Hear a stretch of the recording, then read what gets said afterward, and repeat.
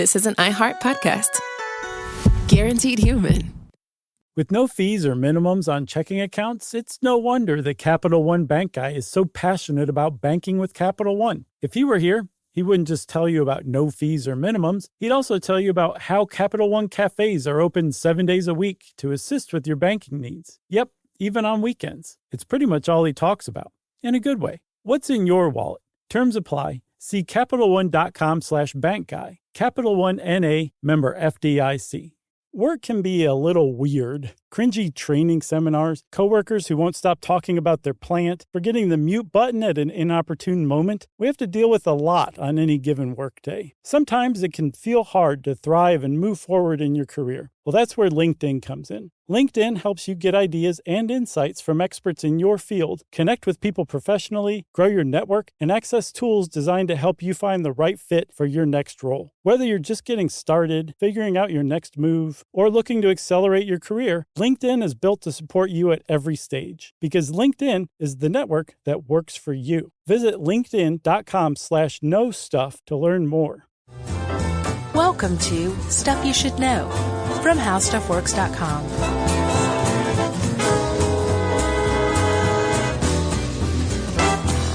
Hey, and welcome to the podcast. I'm Josh Clark with Charles W., Emily Dickinson Bryant, and Jerry Longfellow Rowland.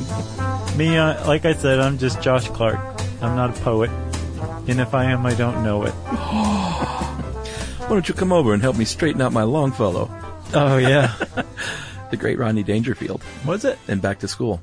Yeah, but I think we should start off by saying that, Jerry likes to deliver confidence builders right before we hit record. Yeah, she goes... She said, hey, something I've noticed, when you guys record too, if there's one that you think stinks, record that one first. Yeah. This one we're recording first. I like this one, though. I do, too. Jerry apparently is not down with poetry, though. Jeez. She's like, it's stupid. She's base. I hate poetry. I like regular sentences. Right. She's a fan of prose. Yeah. What this episode did for me was reminded me that I like poetry. Yeah? Yeah, I remember now, as an English major, really getting into it for a little while. I'll bet you had to read a lot of poetry for that. I did, and some of it I didn't like at all, but a lot of it I really, really liked. And yeah. I just realized I don't read a lot of poetry anymore, and I really kind of dug it. There's plenty of good poetry out there for sure. I've never been one to be like, I'm going to sit here and read poetry all day. Well, it does carry a certain, thing. Although I have smoked pipe before. Some of my long sleeve shirts have suede patches on the elbows, Sure. But I guess I'm just a poser because I don't sit around reading poetry. But I do appreciate a good poem. Well, I think that's my deal is, like a really good poem just impresses me to no end. Sure. Yeah, oh man. Try writing a poem yourself. I did once. How'd it go? I post-college wrote a poem that I liked so much I sent it to the New Yorker. Oh, you liked it that much, huh? Yeah. I liked it enough to, realize rejection.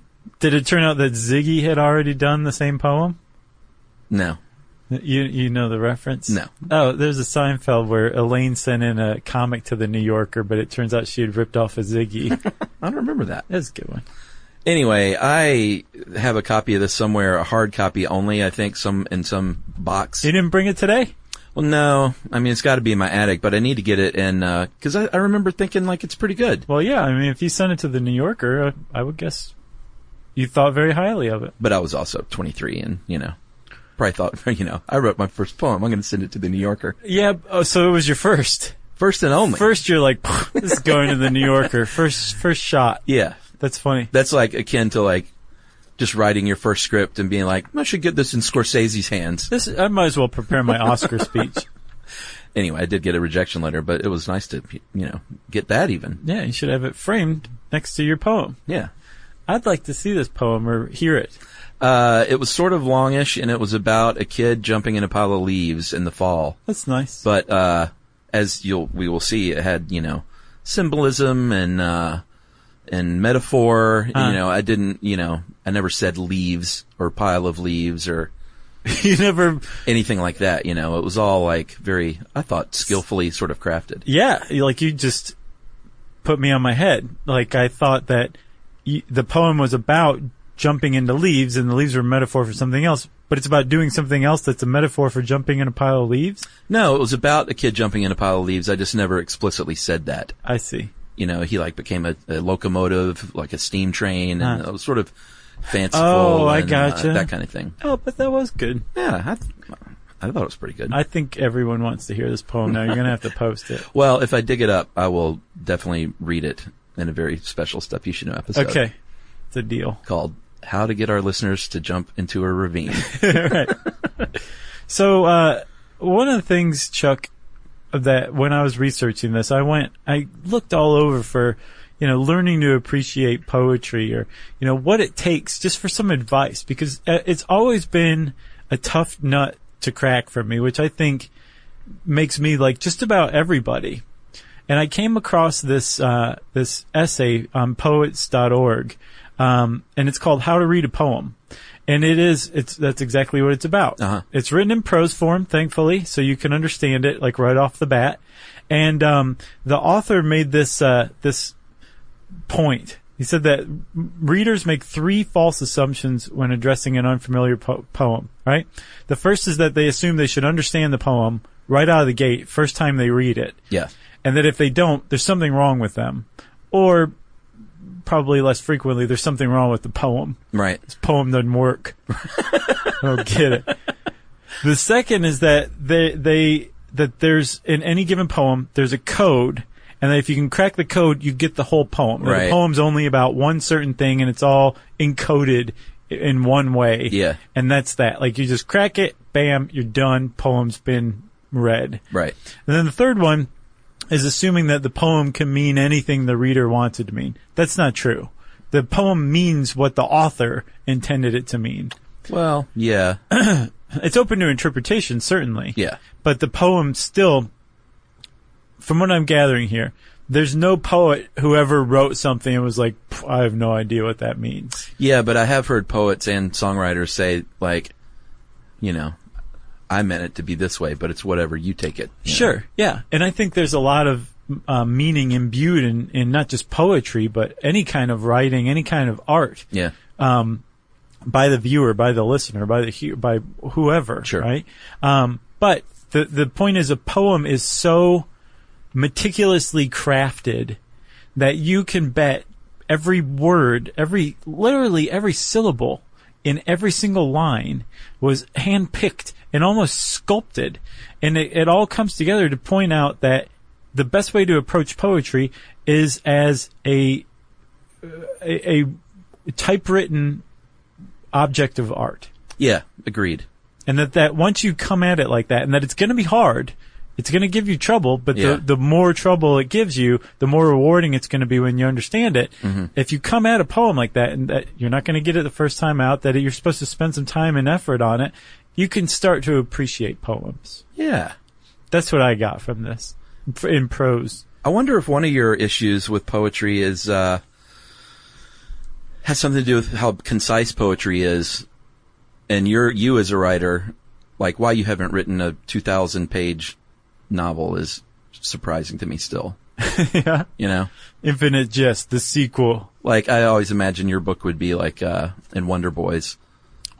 That scene where he gets to sit down and he types out, like, I can't remember the first 3 digits, but you think, oh, it's 300 words, and then he types like a 4 at the end. It's like 3,000 pages long. Right. Yeah, and Katie Holmes is like, yeah, once you started getting into the different lineages of the horses that were, you stopped making choices. Such a good movie. It is. Yeah, what do you think? Do you think that's accurate? What? Like why you might... that it's too concise? No, I can appreciate things that are different. I think for me, I ran into the same thing that the author of How to Read a Poem, kind of called out, which is, you expect to get it the first time, and if you don't, you just get kind of frustrated and you give up. Right. I'm a quitter reader. That's not true. I take it back then. Should we talk about history? Yeah. Well, one thing I thought was kind of really neat is that poetry predates literacy. Yeah. By hundreds of years. If not thousands. Yeah, true. I think when kind of every site that I looked at talking about the history of poetry all pointed to Epic of Gilgamesh. Such a good story. And just, the kind of the earliest poetry period were these epic poems. And, a lot of people think that one reason they turned to poetry was so they could memorize stories.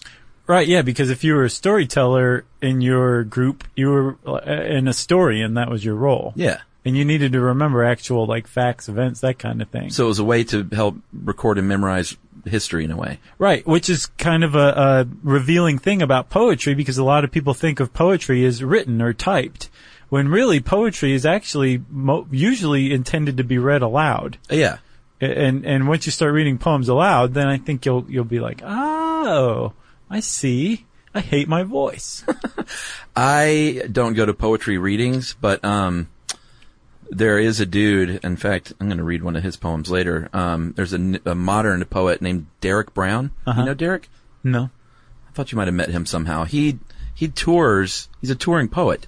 Cool. And opens up a lot of times for bands and comedians. He opened for Eugene Merman. Okay. Which is how I met him once. And got to know him a little bit, and he's just great. That's pretty cool. His poems are awesome. Well, yeah, I'm sure. If you're a touring poet, yeah, you're not going to suck. But he's trying to sort of, and there are, all kinds of, it's not like he's the only person out there writing poetry, but, you see articles about poetry being dead every now and then, and it's just not the case. Yeah, the article either says poetry is dead, or poetry is alive and well, but everybody calls it rap. And then somebody else writes another, yeah.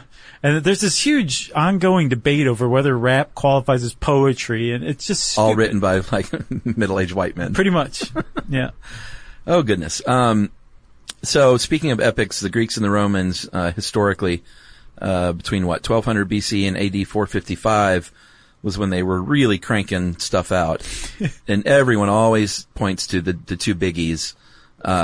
Homer wrote the Iliad, not the Iliad, and Odyssey. He didn't write the Iliad?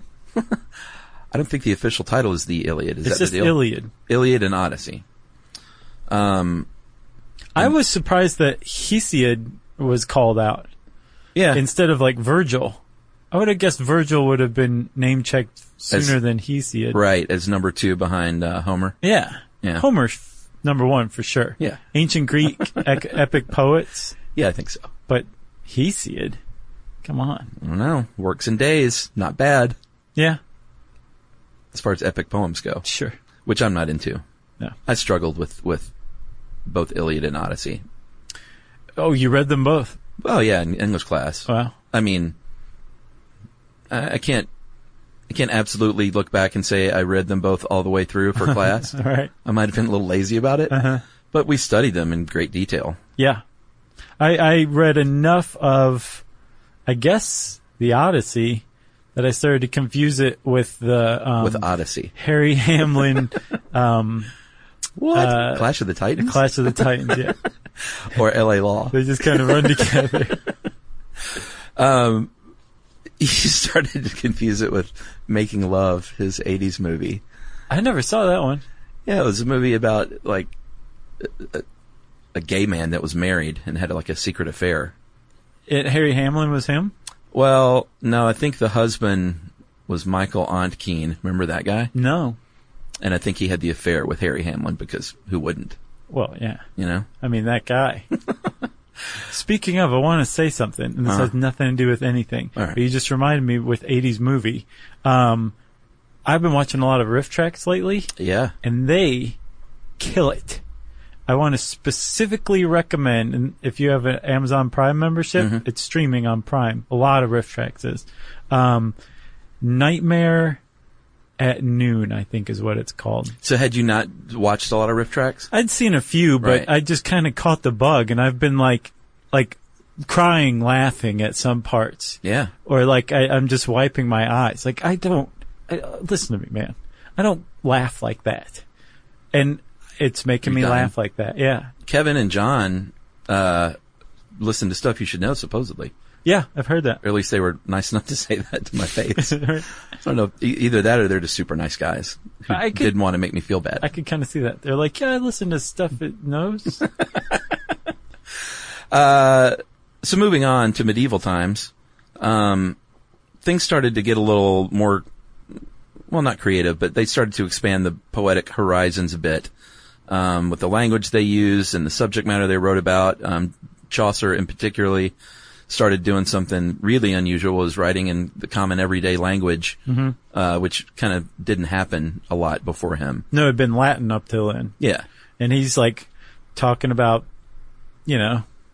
common people. Yeah. In the common language. Yeah, well, common for then, but Chaucer's tough. Oh, man. Impenetrable. Yeah, for me. It's like, what's this guy talking about? Yeah. You need a good teacher for that stuff. Like a really good English teacher that can walk you through that stuff. Yeah, supposedly Canterbury Tales are really interesting, and like there's a lot of wit and humor to them. But yeah, it's just really difficult language. Yeah, I had somebody who knows it. I had a good teacher in college, and I had an idea to make Canterbury Tales into a modern movie, but on a Greyhound bus.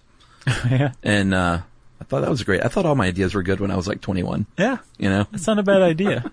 It's all right. It's no Sharknado. You need royalties for that one. So moving on to the Renaissance period, things got even more creative. And this is when we saw new forms of meter, a young man named William Shakespeare, Thomas Marlowe. They started the verse drama movement. Right. And so initially you've got poetry as just oral history, basically. Yeah. And then the Greeks come along, and then the Romans, and codify it and make formal structures out of it. Yeah. And then everybody starts to undo those, and it's getting further and further away from the Greeks and the Romans until we hit the Enlightenment period from about the mid-17th century till almost the 18th century, almost the 19th century, I should say. And they went back and basically venerated the Greek and Roman traditions, which seems weird to me. But somebody was struck and said these guys knew what they were doing. Yeah, I'm kind of surprised too. I would have thought the Enlightenment would have taken things in even further. Yeah. Like away from that, but I guess not. I guess not. I think the Romantics did though.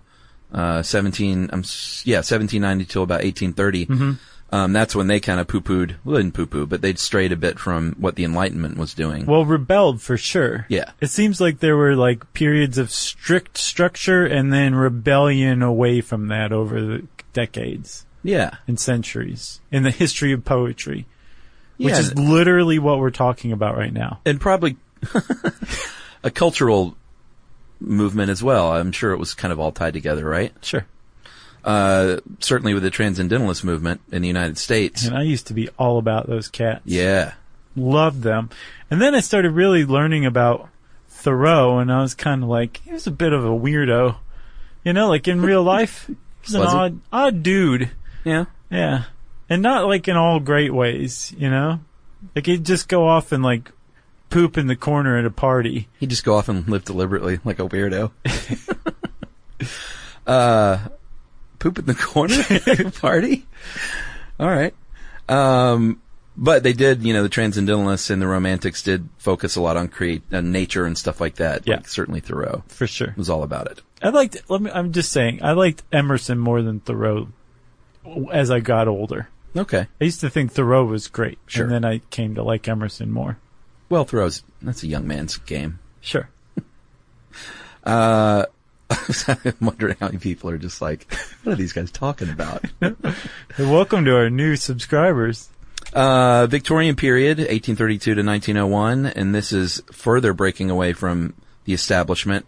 And this is when you get, like, the great granddaddy of them all, Mr. Whitman.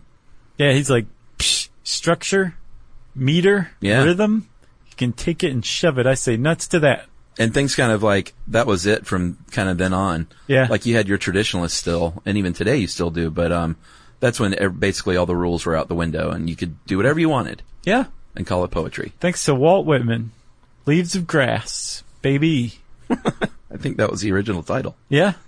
Comma, baby. It was, yeah. A couple of Y's on the end. Should we move into the 20th century too? Well, you kind of have to, because it's not like poetry just ended with Whitman. No. The 20th century definitely saw its share of movements.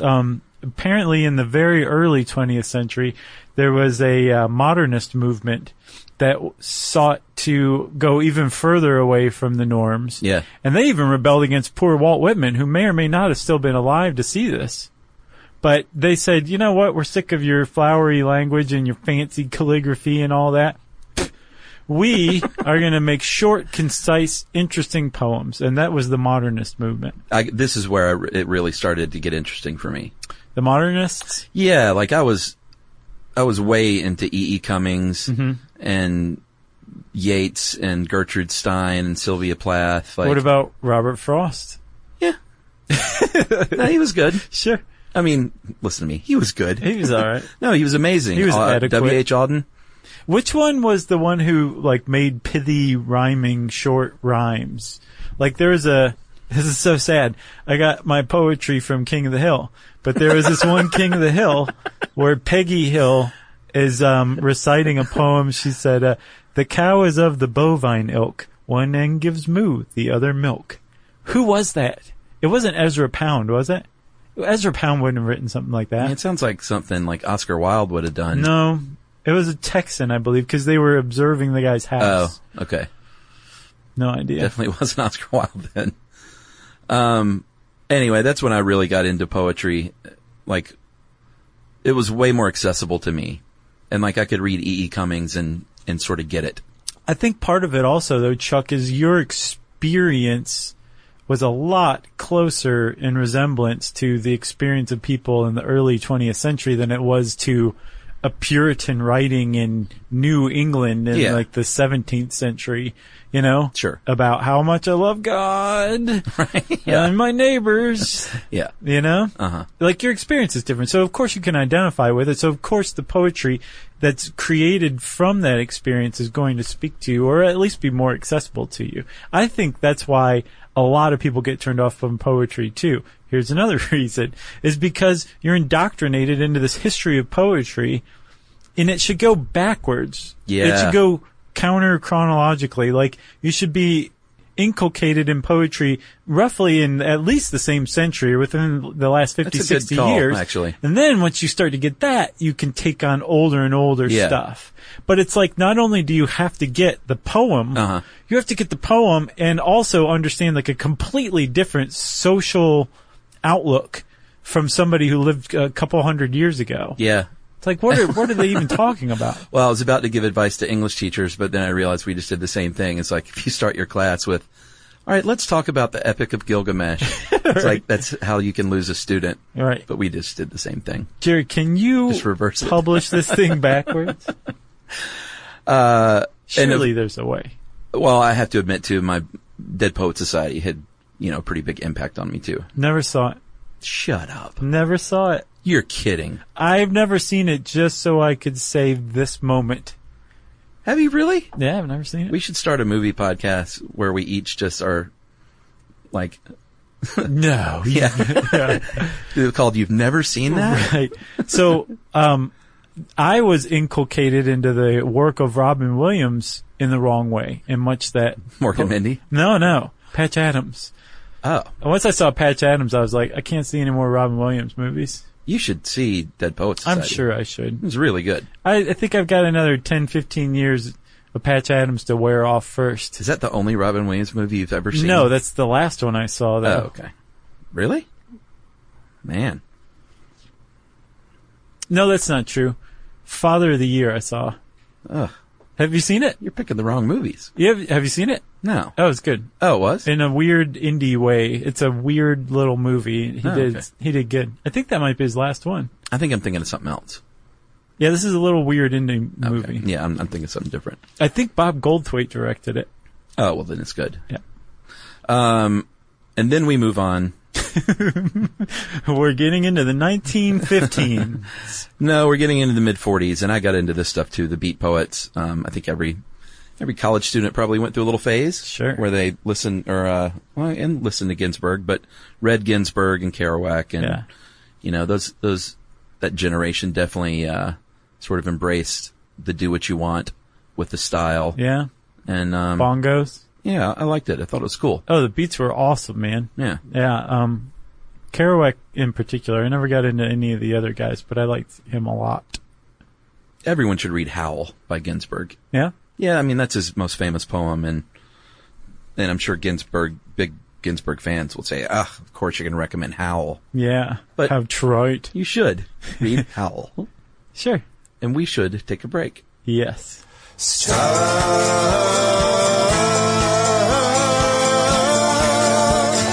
Stuff you should know.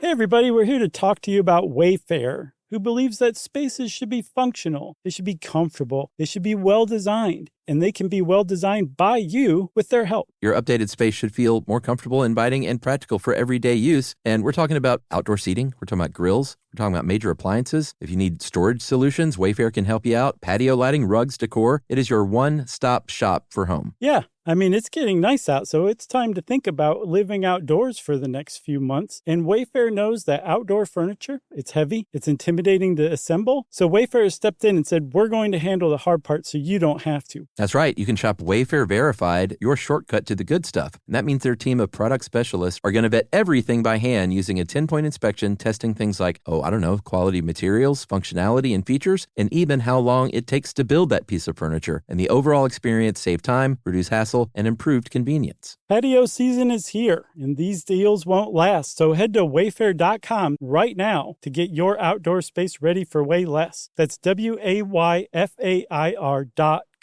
Wayfair, every style, every home. Work can be a little weird. One minute you're in a meeting that could have been an email. The next you're trying to decode corporate jargon that somehow means nothing. And don't even get us started on the quick sync that turns into a 45-minute deep dive. Yeah, well, the truth is figuring out your career isn't always straightforward. Whether you're trying to grow, pivot, or just stay relevant, it can feel like you're navigating it all on your own. Well, that's where LinkedIn comes in. That's right. LinkedIn can help you grow your career, helping you confidently navigate your path with insights, ideas, and inspiration from your professional community. You can stay up to date with the latest trends in your field, connect with people who get it, and discover opportunities tailored to your goals, your experience, and what actually matters to you. Whether you're looking for something new or just trying to grow where you are, LinkedIn gives you the tools and connections to move forward with confidence. Because LinkedIn is the network that works for you. Visit linkedin.com/knowstuff to learn more. Learning stuff with Joshua and Charles. Stuff you should know. So, Chuck, we are back, and we are done talking about the history of poetry. Let's talk about poetry itself. Okay. Okay? So, a poem has 4 lines. And they all rhyme. Yep, they all rhyme. A. They're all in iambic pentameter, which we'll describe later. And they're each made up of 4 stanzas. That's a poem. Anything else is just commie propaganda. Right? Yeah. Boy, we're silly today. Yeah. I guess we should talk about the genres.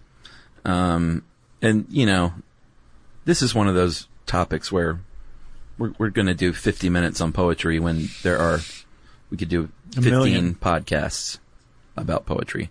So forgive the overviewness of this, but that's what we do. Sure. You have narrative poetry, which is a poem that tells a story. Yeah, which doesn't have to be an epic poem. It doesn't No. have to be, book length. It can be a very short poem that tells a story, but it's got basically a plot and action and characters. Yeah, a car chase. Right. At least one. Yeah. But epic poetry does fall under that banner, though. Right. Yeah. You have dramatic poetry, which we talked about with Shakespeare. Yeah. A lot of people maybe don't even realize that Shakespeare was writing poetry for the stage. Yeah. I guess Or so. maybe they don't think about it that way. I thought everybody thought that's what it was poetry. Oh, well. Talk about dense and impenetrable, too. Yeah, it's tough. Can be. Again, need a good teacher. Good teacher, sure. I wish I could remember my teachers' names to shout them out. My college teachers that really Sure. were so great at that. But I think I've talked about him before. I had a great Shakespeare teacher who we just read it out loud in class. Mm-hmm. And he would say, well, this is what's going on. after each like, couple Line. of stanzas. So it's like an live annotated version of Shakespeare. And his theory was, this is what you got to do to make these kids get it. Yeah. But once they get it, they realize that these are modern stories. Right. Just, told in a way that no one can understand. Right. Timeless stories. Yes. Exactly. Lyric poetry is probably what a lot of people think of as a poem. Right. It might rhyme, doesn't have to tell a story, it doesn't have to have a plot. It's like rhyme and rhythm, and it creates just like this. It's for effect of a feeling, maybe. It uses a lot of imagery, usually of different types, to get you to visualize something or to hear something or imagine what the poet's trying to get across. There's lots of different meanings. It's like what people think of when they think of poems. Yeah. Lyric poetry. Remember that one. And there are many other kinds and genres, but I think those are kind of the main ones that a lot of people consider the three main genres. Yeah. Is that fair? I think so. All right. So we already kind of said it, when you're reading poetry, most of the time you're reading it silently to yourself. And that is not what you're supposed to do. Most poems are written to be read out loud. Even if just to yourself. Yeah. Yeah. Yeah. And, apparently like the first time from this How to Read a Poem essay, the first time you go to read a poem, just read it out loud.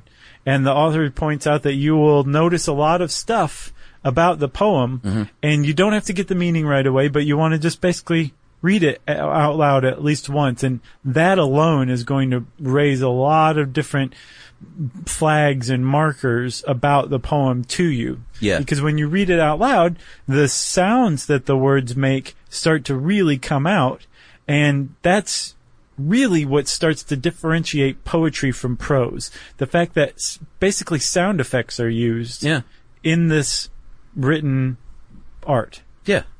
Like a laser. Pew, pew. Right. That's how you read a poem. Yeah. Rhyme obviously is the most common, or maybe at least most recognizable sound effect. Pew, pew. Ooh, that might be alliteration. Yeah. In fact, I think it is. No, that's onomatopoeia. Onomatopoeia, right. Ugh. And snap, crackle, pop. English major. We all know what rhymes are, so we're not going to insult you with the definition, but there are also things like near rhymes. Yeah. Or slant rhymes, which are when, kind of when you can't think of a word that really rhymes, but you can get one that's close. So, Emily Dickinson apparently was a master of the slant rhyme. Oh, yeah? Yes. How about bear and far? Yeah. I mean, it's close. You're not going to be like, oh, that's stupid, and like swat the book off of your desk. It's not like bear and orange. No, well, nothing rhymes with orange, right? That's why I said it. Supposedly, right? I've never heard anything that rhymes with orange. I'm sure there's some emails coming on that one. Orange. Right.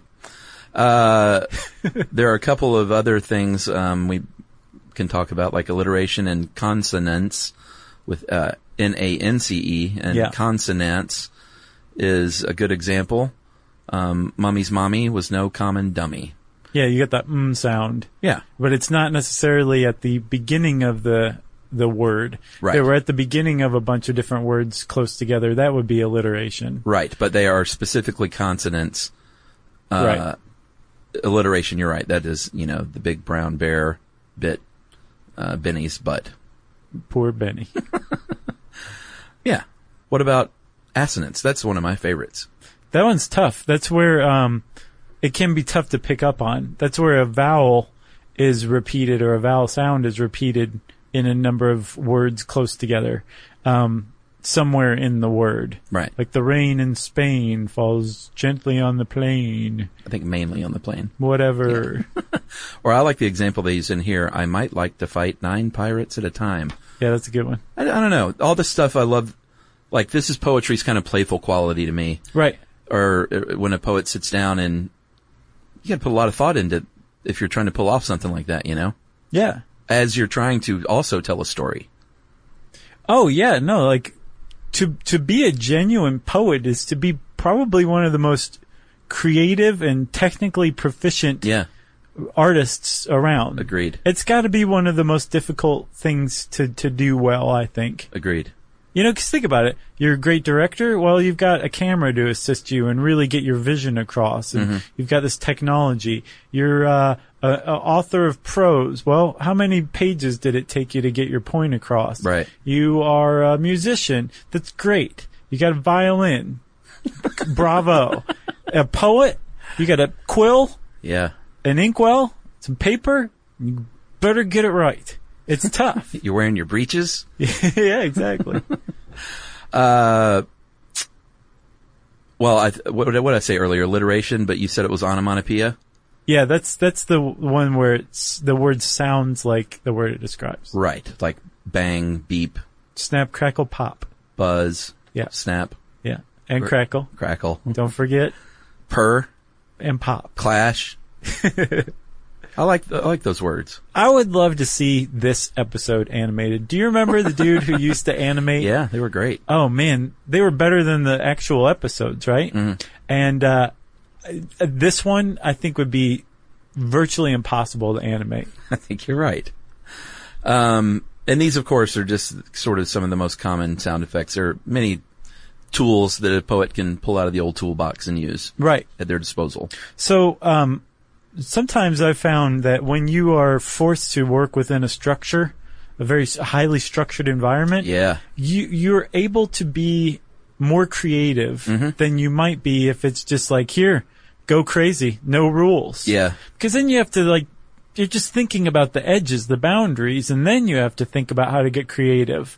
People need structure. So if the structure is given to you, it's easy sometimes to kind of play within that structure and to really let your wings spread, which I think is one reason why poems have certain structures, even though really it's a free-for-all. You can basically do whatever you want and call it a poem. But there are plenty of structures, and there's certain parts of a poem's structure that you can find in almost any poem. Well, yeah, and these structures are just things that were repeated enough by enough people because someone did it first. Right. And someone else thought, hey, that's pretty clever. Yeah, I like that. And enough people did it to where it became, canon. Canon? Sure. All right, canon. Structure. Yeah. Like, for instance, I said stanzas. In prose, you have paragraphs, and in poems, you have stanzas. It's like a poem's paragraph. Yeah, and how you actually type that on the page is very much thought out, as in where you take the line breaks to the next line and where you might put that period. If you break a sentence up, or you can have one sentence that's super long on one line, and then 3 words of a sentence on another line, and then one word on each line. Everybody's going to hate your poem, but no, not necessarily. You could do that. Or if you choose to break a sentence in the middle of a line, that actually has a name that's called enjambment, and it's all part of like this wacky, crazy poetic structure world. But that's the thing, and there actually is a type of poetry called concrete poetry where the shape that the poem takes on the page is meant to visualize something, or to be a depiction of, like, a picture, basically. Yeah, I'm not into that. No, I'm not either. I think most poets aren't. Oh, really? Yeah. I think the ones that do, it's like... So like a poem of a windy river is like typed in such a way that if you blur your eyes, it looks like a windy river. Sure, right. That's called a concrete poem, I believe. I think on the nose is another word for it. Right, yeah. So most poets aren't breaking lines. They're not doing enjambment to make a picture. It's meant to have, to either point out a word, to play with a series of words, or just to create a rhythm that otherwise they wouldn't be able to if they just did sentence by sentence on a line. Yeah, and even when I wrote as a novice that poem that I submitted, I found myself doing that just instinctively after studying poetry and stuff, like, oh, this word, I'm going to capitalize it and it's going to go on a line by itself. Right, exactly. Oh, they'll love this. And New Yorker's going to go crazy for that. That's what I thought. So I ran across a guy named Robert Creeley, who's apparently very well known for his enjambment. So you can hear, seriously. So here's a poem from The Language, or part of some lines from his poem, The Language. Locate I love you somewhere in teeth and eyes. Bite it, but So if you just read it like that, it's whatever. It's a poem. But this is how he has the line breaks. And apparently he's well known for reading his poems out loud and like leaving a beat after just about every line. Uh-huh. Locate I, love you some, wherein, teeth and, eyes, bite, it, but. Right? Yeah. Now, can't you just see everybody in a cafe going like this? Yeah, snapping. After that? But this guy's like a master of enjambment, because if you take it and you look at it, especially when you look at it, it just really changes the meaning of the words. Yeah. You know? I think Master of Enjambment should be your rap name, for sure. Oh, apparently you take your... is there a thing? Yeah, you take the last meal you ate and put Lil in front of it. I'm Lil Ramen. Yeah. I'm Lil Fried Chicken and Collards. Really? That's what you had? Yeah. Where'd you get it? Hops, dude. Oh, downstairs? Good? Yeah. I've had the chicken. I haven't had the greens. Oh, they're great. I'll try them out. Perfect. They're like not mushy. They're not undercooked. They're great. I had the ramen from downstairs. Yeah, that's good stuff. Just my most common meal here. Lil Ramen. Or I had the Don Don. Maybe Lil Don Don would be better. Or Lil Don Don Ramen. Yeah. Lil Don Don's good. I was Lil Nachos for a little while. Yeah? And then I ate something else. Then you had another meal? Yeah. I was Lil Nachos for about 8 hours. Right. All right, so there's something else called a caesura, Caesura. Yeah. And that's a pause in the middle of a line. And again, these are all just... That's usually where there's a period in the middle of a line. Well, that's an enjambment.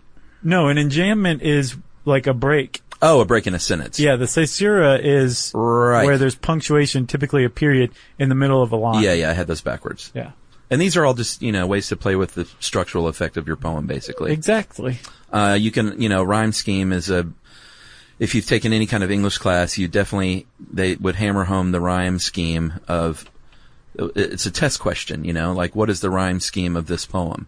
Right. And that's the pattern and the rhyming pattern in the lines, basically. And, it's A, B, A or A, B, B, depending on what rhymes with what. Right. And the rhyme scheme is always described by like that. So you depending on how many lines, let's say you have 4 lines, you've got A, B, C, and D. Mm-hmm. Well, the lines that rhyme, say your first and third and second and fourth rhyme, they're going to share the same letter. Right. So A, B is how your rhyme scheme would be written out. And anybody who knows poetry would be able to look at that and understand what lines of the poem rhyme.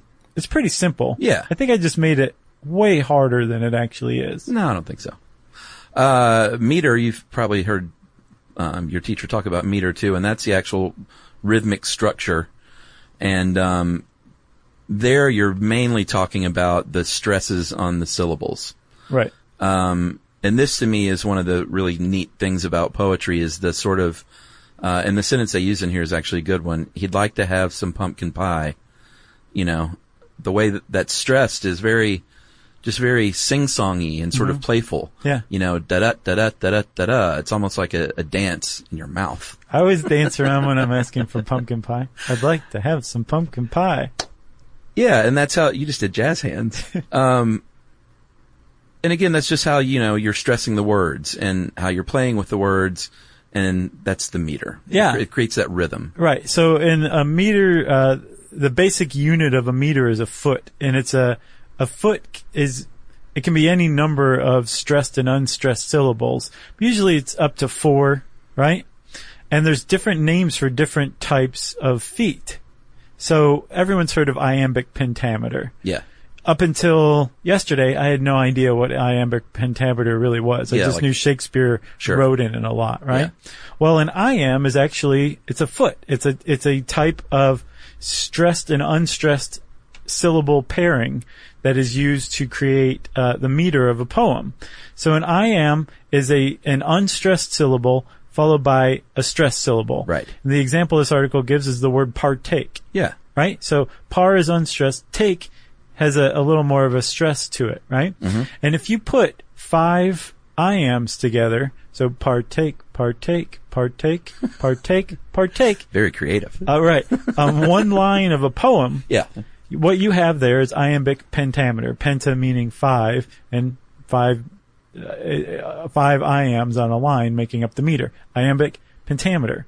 But there's plenty of different kinds of meters that a poem can have based on the type of stressed and unstressed syllable pairing, and then the number of times that type of pairing appears on a given line. Yeah. So if you had 4 iambs, it would be iambic tetrameter. Right. And so on and so on. Yep. There's another one, if like the word banjo is a stressed syllable followed by an unstressed syllable. That's a trochee. Yeah. And you could have a trochaic pentameter, and that's 5 trochees in a line. Yeah. Which sounds, all this sounds very dense, but it's actually pretty straightforward. Yeah, once you kind of know what the words mean behind it. Right. What else is there? There's a dactyl, which is a stressed syllable followed by 2 unstressed syllables, like capital. Yeah, not a fan of those. No? What about the anapest? Not bad. That's 2 unstressed, followed by a stressed. The example they give is 17. Kip Winger was a big fan of the anapest.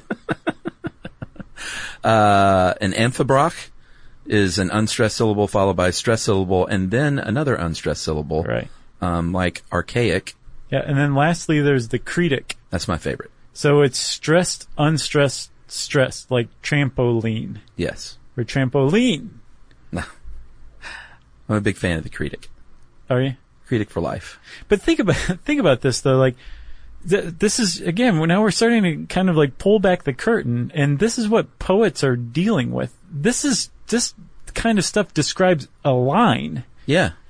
A line will have different types of these types of meters, these different feet that make up these different types of meter. Well, yeah, and my hope with this episode is that if you slept through this in English class, you might listen now and say, oh, hey, that's actually kind of neat when you think about it in those terms. Yeah. At the very least, I hope you realize how hard poets are working. Sure. To go unappreciated by most people. Yeah, they're earning the lack of money that they don't make. Right.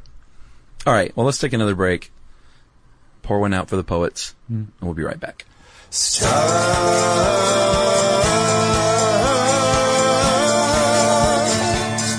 you should know.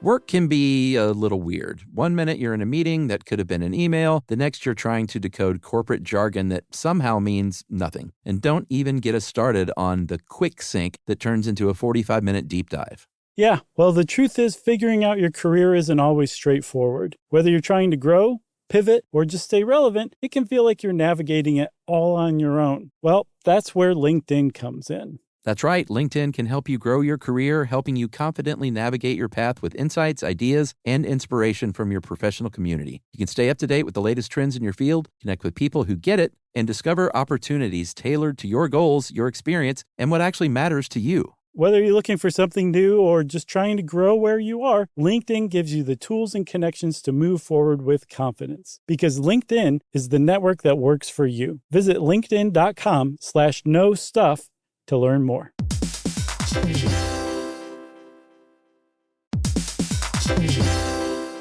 Hey everybody, I want to talk to you a little bit about Tide Evo because it represents over 10 years of innovation and product development. Tide Evo is a first-of-its-kind technology where tens of thousands of minuscule fibers are spun together to form a 6 times powerful layer packed with scrubbers, brighteners, pre-treaters, and fresheners. And that's going to deliver a breakthrough clean that's so powerful it feels like magic. Yeah, it is kind of like magic. Tide Evo is revolutionary. A 100% concentrated, waterless laundry tile that's made of compressed microfiber soap layers rather than liquid or powder. And it's not like pods or sheets because it uses 6 layers of detergent fibers to deliver superior cold water cleaning without plastic packaging of any kind. And it provides a mess-free, lightweight solution that dissolves lickety-split. So whenever you run into a laundry challenge, turn to Tide Evo. It's revolutionary. It's magic. Try new Tide Evo. Real laundry magic.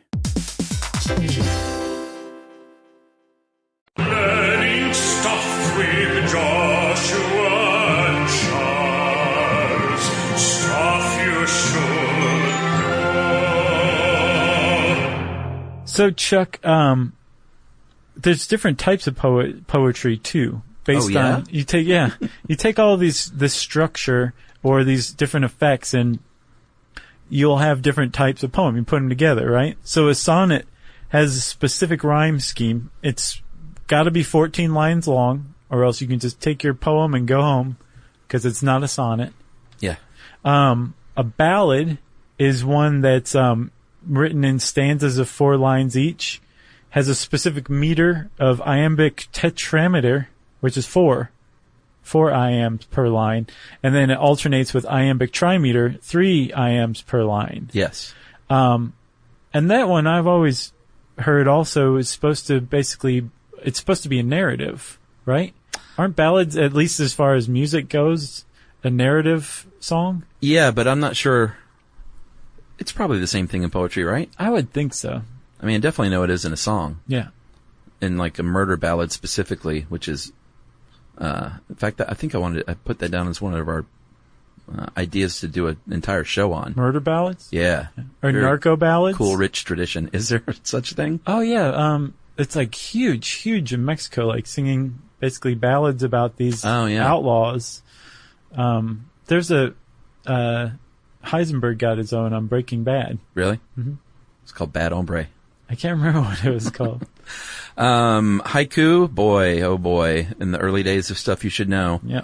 We put out a call for haikus, or haiku. Is it haiku? Plural? Haiku. And traditionally, a haiku is 3 lines long, 5 syllables in the first line, 7 syllables in the second, and 5 in the third. And all these years later, occasionally we will still get the random haiku from a listener. But we got them a lot for a while, and until we said stop. Remember that guy who got us by sending in a haiku, and it was a well-known T-shirt? Oh, yeah. We read it on the air. I think that's when we said stop. Yeah. He fooled us. Yeah, I remember that. A sestina, S-E-S-T-I-N-A. Mm-hmm.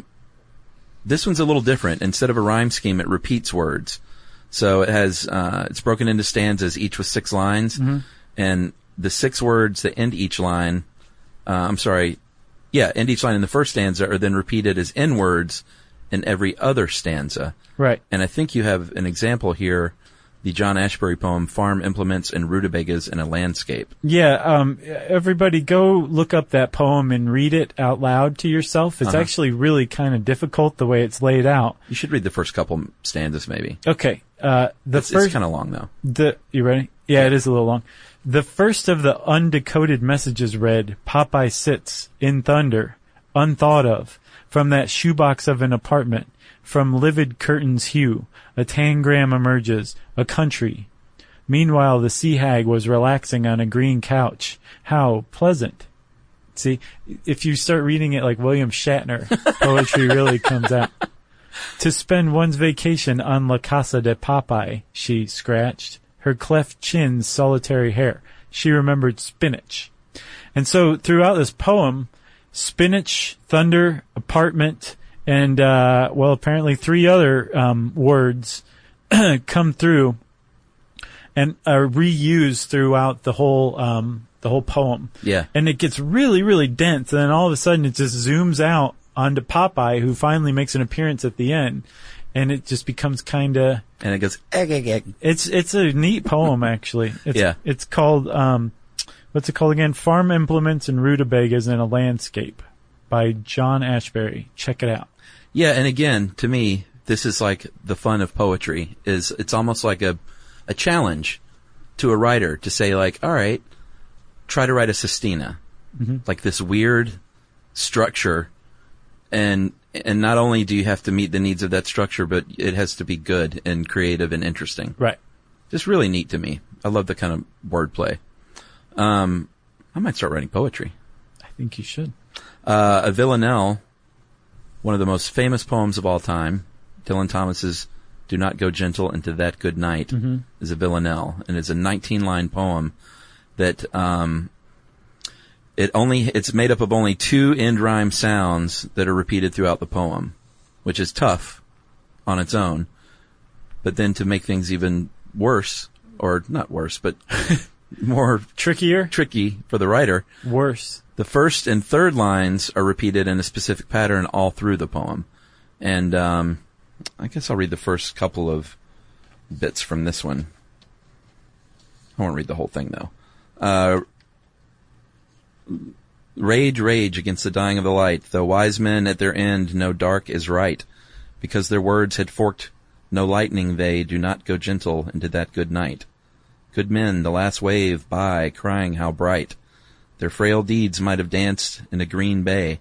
Rage, rage against the dying of the light.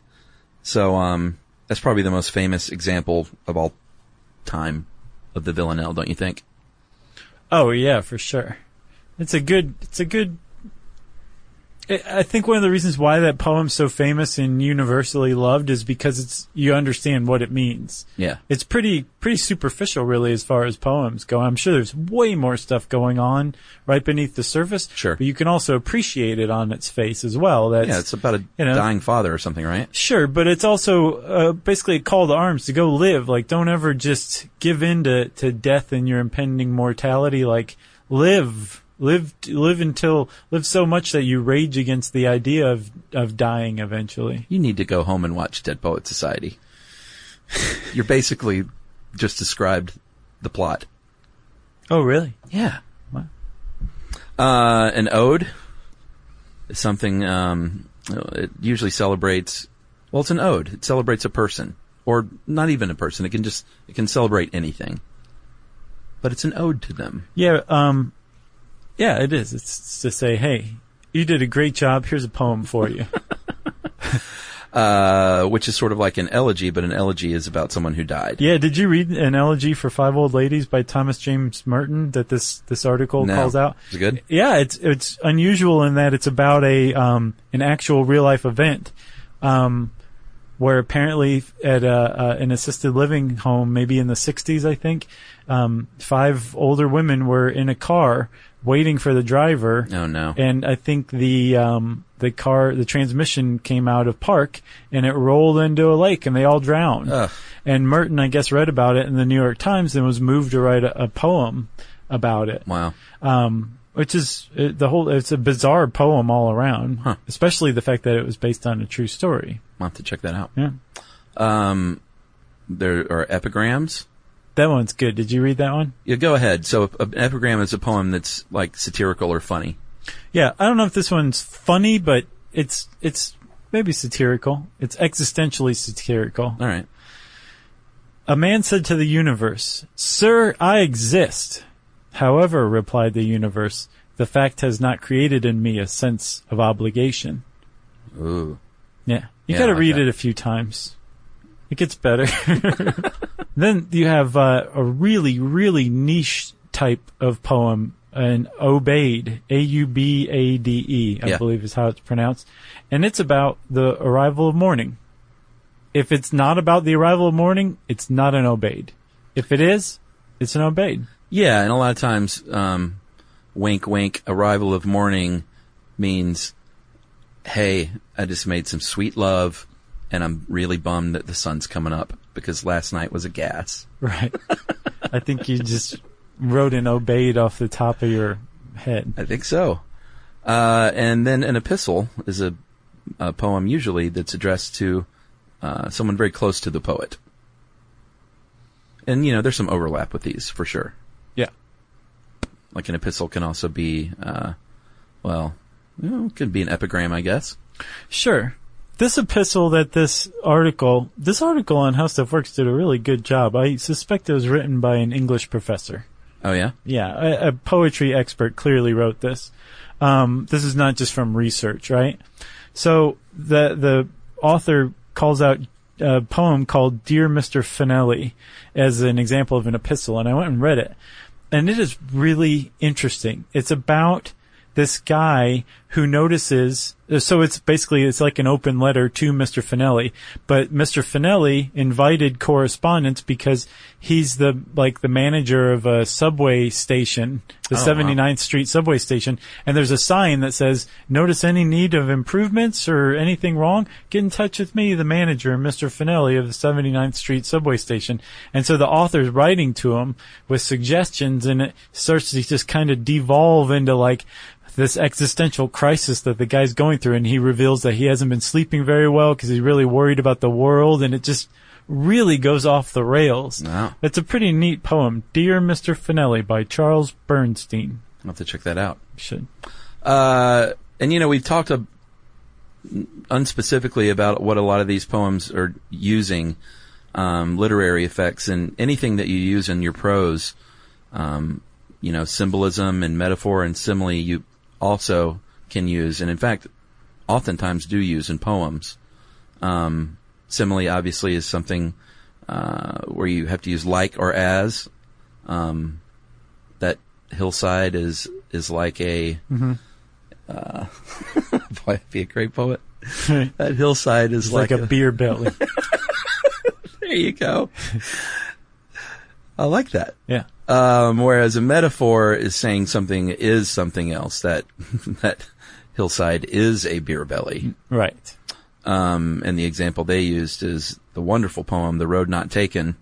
When you're talking metaphor, it's, you know, maybe more about your life choices than the actual road that's written about. Right, but they point out that Frost in The Road Not Taken doesn't even say, and by the way, these roads are really a metaphor for your life choices. Yeah, sure. It's just left to the reader to make that guess and assumption, which makes it a far better poem. Yeah. Than if he's like, and at the end, he's like, and these are really your life choices I was talking about this whole time. Yeah, I think if I remember my poem correctly, it wasn't about the pile of leaves even that I didn't reference. It might have been about the boys, the childlike qualities that ultimately fade away with age. Yeah.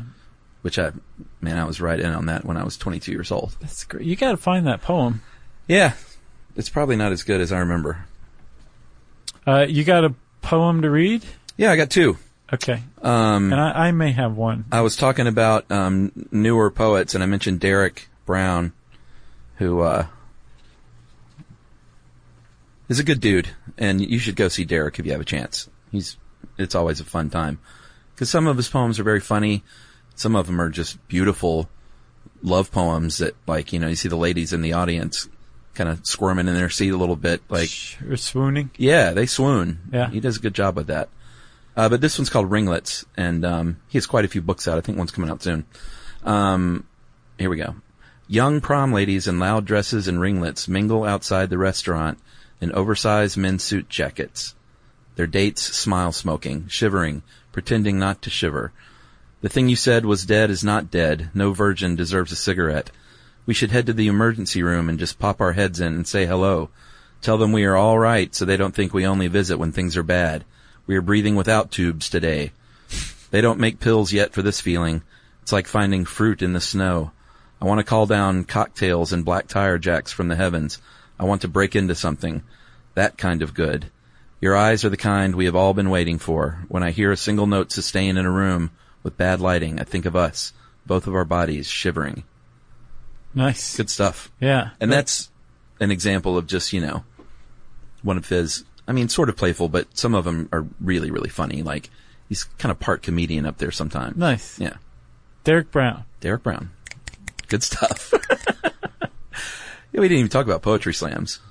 Do we need to? Yeah, well, it's kind of like a championship, a Gary's tournament. nodding yes. Talk about poetry slams. It's like a tournament. Yeah. Where you got your poetry and you move on.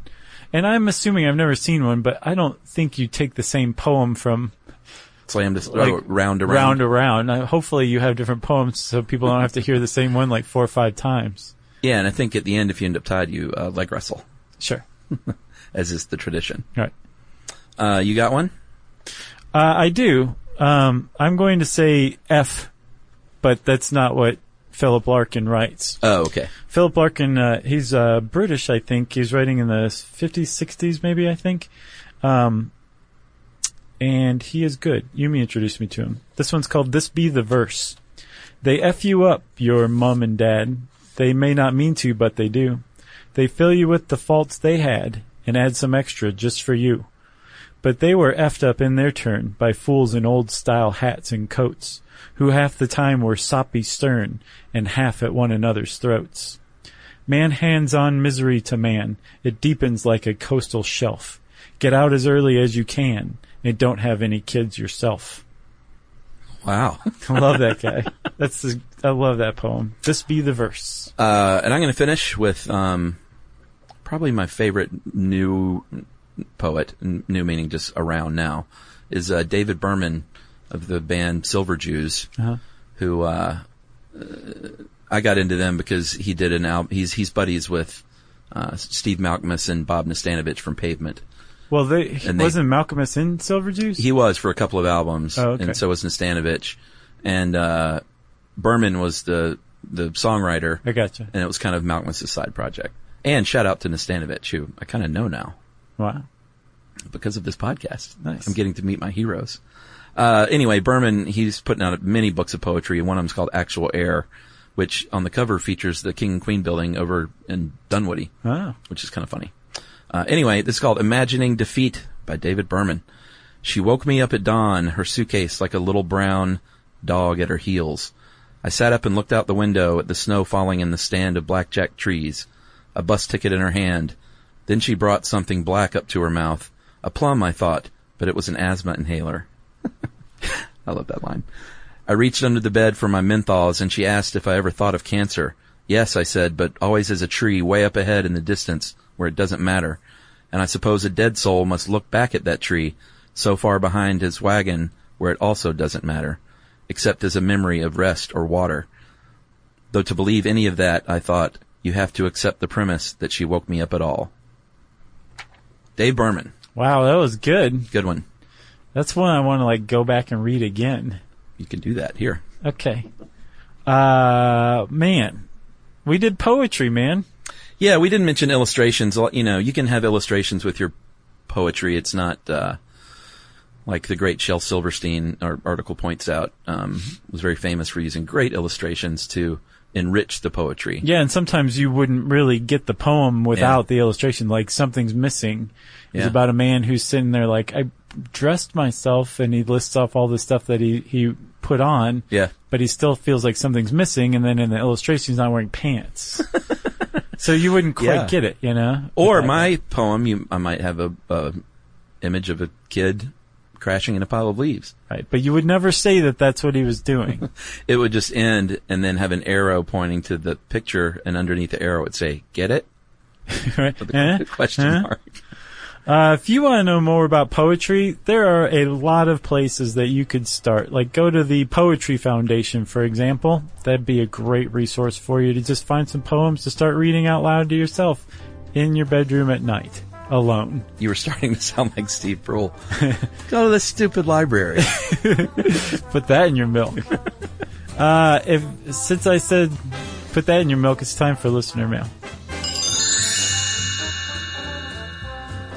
This is about band names. Hey guys, been listening for a while now. I'm loving it. Also, really enjoy all of Josh's Simpsons references. Since I know, hey Matt, by the way, we met Matt Groening once in person, and he was very kind to us. And we said that we had a podcast where we mentioned the Simpsons quite a bit, and he actually asked for the name and wrote it down. Mm-hmm. And then he looked at us dead in the eye, crumpled the paper, and threw it away. Right. He was very nice. So I wonder if he listened. Yeah, we have signed scripts for that. Yeah, it was awesome. Yeah, that was bucket list stuff. And big thanks to Jesse for the millionth time for that experience. Anyway, here we go. Since I know you two can appreciate solid band names, I want to tell you this story. The other day, my wife was trying to tell me about a time she went to see a band. She said, I can't remember their name. And like a genius bolt of lightning out of nowhere, I just blurted out, Pig Chesterton and the Knuckle Ducks. It was as if my brain and the universe were one solid band name creating machine. Wow. I was super impressed with the odd combo of words my brain created in that split second of time. Also, to further the laughs and validity of this as a band name, my wife actually said, I don't know who they are. Still makes me laugh. Anyway, thanks guys for such a fascinating, informative, and funny show. And that is Matt Burns from Gilroy, California. Nice. Thanks a lot, Matt. That was a pretty good email. Yeah, just to channel that band name, not bad. He's a band name generator. Agreed. Oh, I've got one for you. The Benedict Cumberbatch name generator. It just comes up with all sorts of random stuff. My favorite is... That's a website? Yeah. Bend and Snap Cummerbund. What is it? Just rearrange? Yeah. Oh, wow. Yeah, it's good stuff. Man, I love the internet. If you want to get in touch with us like Matt did, you can tweet to us. I'm at Josh Clark and at SYSK Podcast. Charles is at Charles W. Chuck Bryant on Facebook and at facebook.com/Stuff You Should Know. You can send us an email to stuffpodcast@howstuffworks.com. And as always, join us at our home on the web, stuffyoushouldknow.com. For more on this and thousands of other topics, visit howstuffworks.com.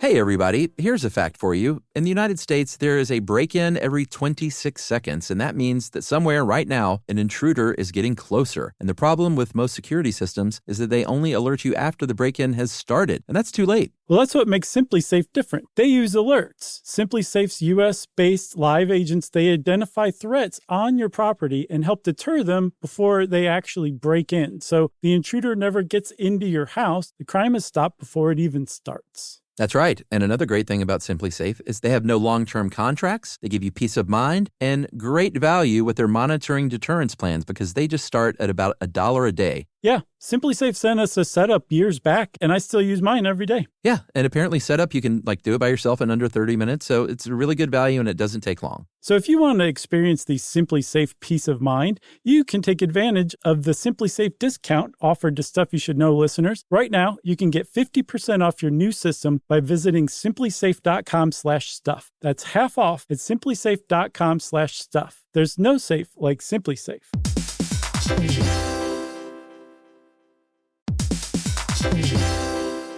Every parent should know the car ride soundtrack. Are we there yet? How much longer? I'm bored. Well, if you're taking an extensive car ride anywhere and you've downloaded the Lingo Kids app prior to leaving the house, you may experience something strange, right, Chuck? That's right. You may experience silence from the back seat. Your kid may go an entire car ride without asking once if they were there yet. How about that? And by chance of miracle, they may even ask if you could drive longer. Yeah, that's the magic in Lingo Kids. Over 4,000 interactive games, songs, and shows, including their favorite Disney characters. It turns the longest drives into the easiest ones, and honestly, you won't understand why you didn't download it sooner. That's right. Lingo Kids is the #1 entertainment platform for young kids, and it's free to download. Or go plus with the Lingo Kids subscription and unlock even more content your kids won't be able to get enough of. You can save up to 60% on the yearly plan. Just search Lingo Kids in the App Store or Google Play. Lingo Kids, everything kids love.